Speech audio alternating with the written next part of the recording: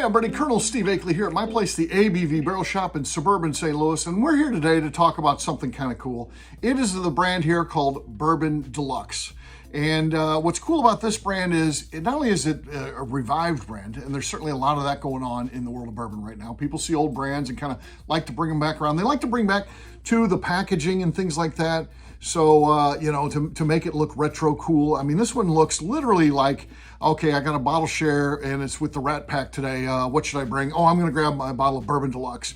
I think, Frank and Dean and Sammy are going to like this one. It just has that sort of vibe and cool thing to it, or maybe you found it in your grandpa's basement, something like that. I mean, it's got a very cool look to it. So a lot of them have that type of history that they like to share, but this also has some family history too, which is pretty cool. So we're going to talk about that. We're going to talk about the, Bourbon Deluxe, what's going on with it, who brought it back, and what is that family connection that ties it together today, where it's not just a revived brand, it actually has a connection to the early brand, not necessarily the founder, but the early brand. So the brand starts out in the early 1900s, Fort Worth, Texas, not exactly a hotbed of bourbon production, but a guy by the name of Milton Epstein, he starts this brand called Bourbon Deluxe. And it actually, he has some success with it. It actually, it's not the biggest brand in the world or anything like that, but it is distributed on a national basis. And it was pretty well accepted by bourbon fans. So that's some great Texas history there that I have never heard before. I didn't know this had any ties to Texas prior to doing some research for this video, which is kind of cool. So the brand makes it through Prohibition. As Prohibition starts, Milton decides, or maybe it's his heirs, I don't know who was running the company at that point, but whoever had the company decides to get out, which was not uncommon. A lot of brands were like, we have this thing where we can't sell whiskey anymore. It's a constitutional amendment. It's never going to go away. You can't get back in the business. I'm going to sell out. So the name and all the stock was sold out to R.E. Wathen Company. So R.E. Wathen Company buys it out. And of course, they become this conglomerate called AM Medical Spirits during Prohibition. So they're buying out brands actively like this. So they're buying out brands, then their whiskey. And of course, you could sell whiskey, not to consumers. You couldn't bottle it up and sell it like that, but you could bottle it up and sell it via pharmacies for prescriptions. Of course, we know that medicinal whiskey was legal and, of course, was utilized by a lot of people. A lot of people had a lot of aches and pains during Prohibition, more so than ever, and they wrote a lot of scripts for whiskey, and it's really a cool part of whiskey history for sure. So they're selling whiskey for that and buying up brands.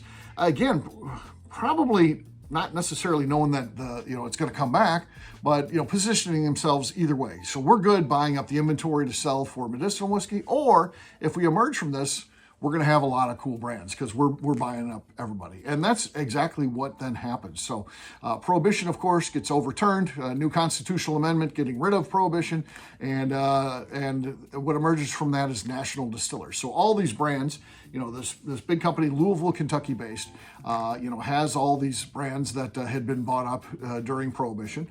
And this was one of them. So they are now actively selling it and things like that.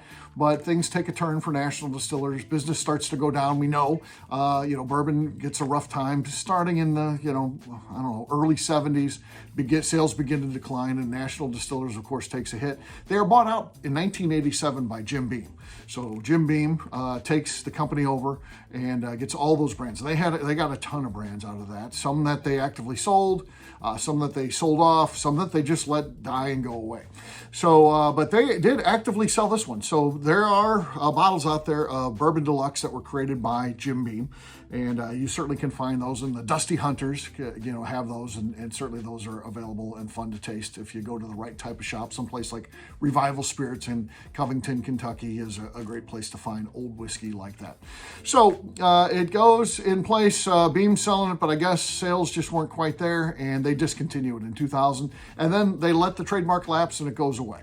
So it becomes a defunct brand, and it's just sitting there. And Turner Wathen, again, we talked about R.E. Wathen Company had bought the brand and owned it at one point, when Prohibition started, leading up to the formation of AM Medicinal Spirits that would become national distillers post-Prohibition. And Turner Wathen and his buddy Jordan Morris, they get together and they form a company to make and Turner had been doing some home distilling and you know, thought he'd take his hand at that.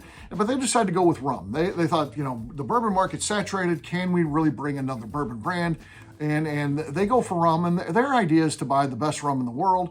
And they certainly have done that. Rolling Fork, if you've ever tried any of the things they got, they go all styles. They don't just, you know, go with, you know, like a Jamaican rum or anything like that. They get it from all over. Barbados, you name it. If a place makes rum, they're going to buy the best of the best. And they buy, one of the things with rum is there's kind of no rules to it, you know, so people can get pretty unsavory. They make sure that they stick away from the things where they're adding flavorings and colorings and all that kind of stuff that kind of makes rum not really being much of a thing, at least aged rum.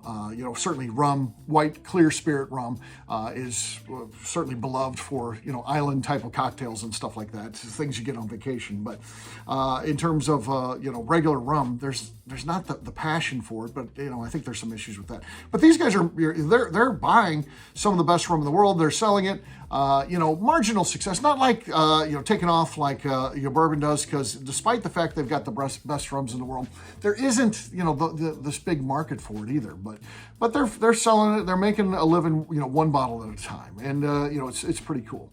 But they get the opportunity to buy some barrels, and they elect to buy some bourbon, and they're like, well, we'll still sell the rum. We're doing the rum thing, but let's take this whiskey and you know, Jordan Morris, who's an attorney, trademark specialist, by the way, you know, they start doing some research and they find that this is available.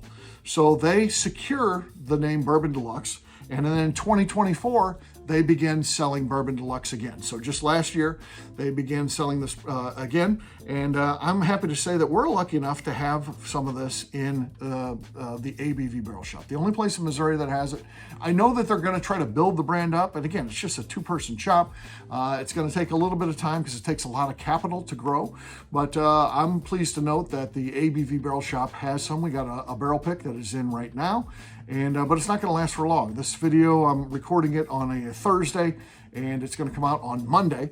And by Monday, this could already be gone. I feel like it's not going to make it through the weekend, but we're going to try to get some more the next time we can. We got a very limited amount of this barrel pick, so we got to try some. We got to select, you know, a barrel, and this is the one that we got. We were told that we could get 10 cases. I heard that something got happened and screwed up. We only got 8 cases of it. So 48 bottles is all we got of this. So very limited supply, but let's see what we got here. This is an 8-year-old bourbon. It is 119 proof. And let's give this thing a taste, see what we got. So cheers, gang. Oh, that is really nice. First of all, it doesn't drink like 119 proof. It is a little spicy on the back end, but other than that, it is very sweet, almost, you know, caramely sweetness. So kind of, you know, I don't know, Werther's or something like that, but with a kick. Werther's with a kick, I guess, would be how I would describe it. Really good stuff. Definitely worth trying. Come by and see us at the ABV Barrel Shop. As you watch this, I don't know whether we're going to have it or not. If we do, if you call into the shop, have your credit card ready, and if we've got some, buy it. Don't wait, because it's not going to last long, that's for sure.